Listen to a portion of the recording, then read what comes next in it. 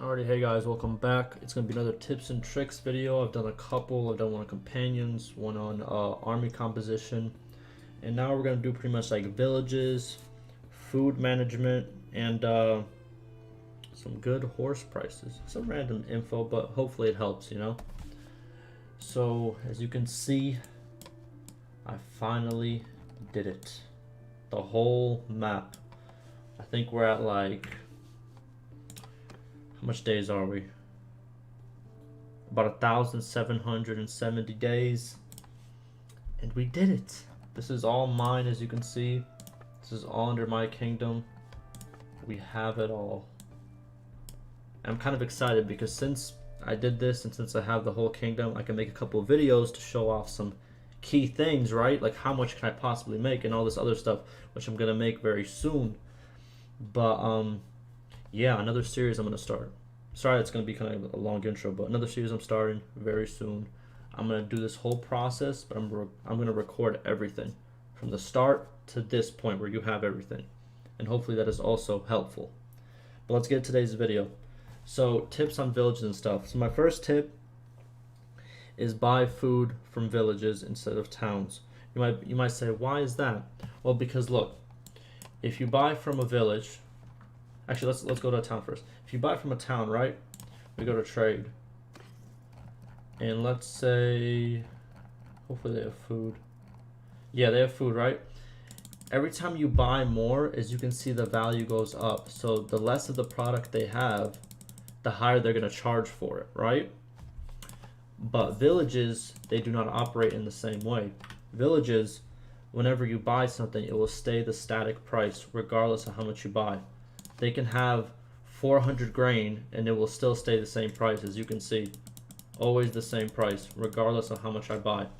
So this does save you money early on, and it's really good later on when you know the good places with a lot of food. Now this brings me to my second point, that yeah, there's villages with grain all over the place, and you can always just hover over them and search for them. But an easy and fast way I found out to get the most food for the best price is pretty much go to places near the water. Most places near the water, I'm talking about like places right here, like very close to the water, right here, they all are fish production. Literally 90% of them. Some are, I'm pretty sure there's like one iron down here, and there's some grain over there. But usually, 90% of the time, if it's really close to water, a village, they will produce fish. And those villages will have a stockpile of 200 to 400 fish most of the time. Same way as a town inland that's grain, like this one will probably have 200 grain. But you know, you have to hover over and find the best one, because they could be a variety of things if they're inland. But if they're close to the water, most of the time there will be fish. So yeah, you don't really have to even think about it. Now third thing is, if you want to buy horses, right? Because horses provide a lot of good things. You can either let's go to my inventory. So there's two good horses for carrying and weight and like pretty much like your inventory capacity, right? Are the stumper horse and the mule. Both of these are pretty much, they have a carry weight of 100. So if they're in your inventory sitting, each one will provide you 100 extra capacity.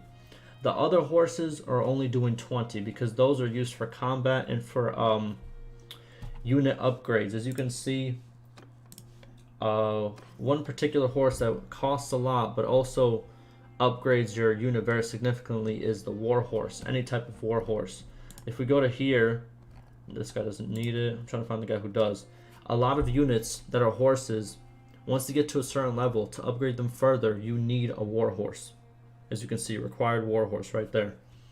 So yeah, you might be thinking, okay, I need a lot of war horses. Where can I find them for a lot cheaper than usual, right? Well, what I found throughout the whole map, the cheapest place for horses is right here where the Kazates are. Kazates, whatever you want to call them. Because I already took over, but these guys, you know, with Munchug. You guys all know Munchug, you know what I mean? So this whole area that he controls from the start, I would say it goes down like this. It goes from this town, these two towns, this town, and this town. all the villages around here, horses are literally like 50% off in the entire other part of the map. I've checked, I've looked at villages over here, looked at villages over here, and another good thing is in most of these villages there will be horses. In a lot of villages in the middle and even here on top, there's not even horses to choose from. But yeah, so if you're looking for cheap horses, please go over here. It's a lot cheaper. Now, I think that's about it. That's the little things I want to teach you guys, you know? Just some little tips, just get them out there. Yeah, new series starting. I don't know what I'm gonna name it yet, but I'm pretty much gonna try to make very informative videos from the start of the game, how I start my games, how I progress until the end of how I control everything, because I feel like that would be very educational, right? But yeah, if you enjoyed it, leave me some questions, stay safe, and I'll see you in the next one.